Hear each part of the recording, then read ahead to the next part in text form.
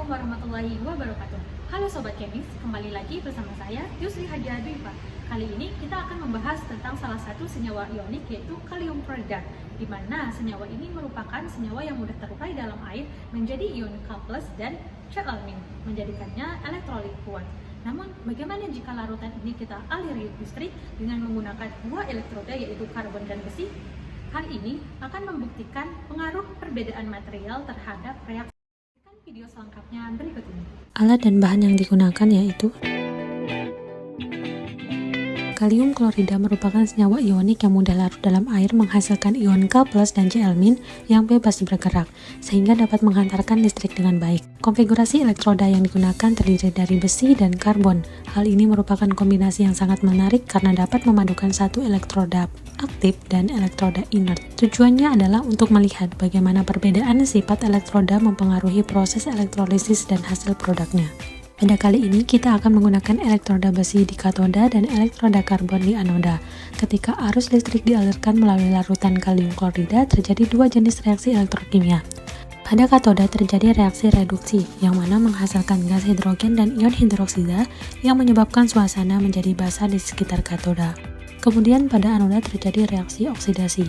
Karbon sebagai elektroda inert tidak ikut bereaksi sehingga ion Cl- dari larutan KCl mengalami oksidasi.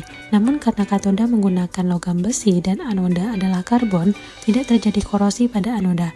Hanya saja gas klorin atau Cl2 yang dihasilkan di anoda. Untuk membuktikan reaksi yang terjadi di kedua elektroda, kita menambahkan indikator PP ke dalam larutan, di mana pada indikator PP akan berubah menjadi merah muda dalam kondisi basah dan tidak akan berwarna dalam kondisi asam atau netral.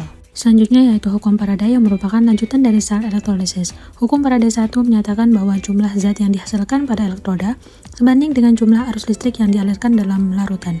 Untuk rumusnya seperti pada gambar. Selanjutnya hukum Faraday 2 menyatakan bahwa jika arus listrik dialirkan dalam beberapa sel elektrolisis yang dihubungkan secara seri, maka jumlah massa zat-zat yang dihasilkan pada tiap-tiap elektroda sebanding dengan massa ekuivalen masing-masing zat tersebut. Untuk rumusnya seperti pada gambar. Berdasarkan percobaan yang telah dilakukan, dapat disimpulkan bahwa elektrolisis larutan kalium klorida dengan menggunakan elektroda besi sebagai katoda dan karbon sebagai anoda. Adapun reaksi yang terjadi yaitu pada katoda terjadi reaksi reduksi, di mana terbentuk gas hidrogen dan ion OH- menyebabkan larutan menjadi basah. Dibuktikan dengan perubahan warna ketika ditambahkan indikator PP. Kemudian pada anoda terjadi oksidasi ion Cl- menjadi gas klorin. Percobaan ini menunjukkan bagaimana pemilihan jenis elektroda yaitu aktif dan inert mempengaruhi jalannya reaksi elektrolisis dan produk yang dihasilkan. Dengan elektroda besi di katoda dan karbon di anoda, kita dapat mempelajari interaksi kompleks antara ion dalam larutan dan sifat elektroda itu sendiri.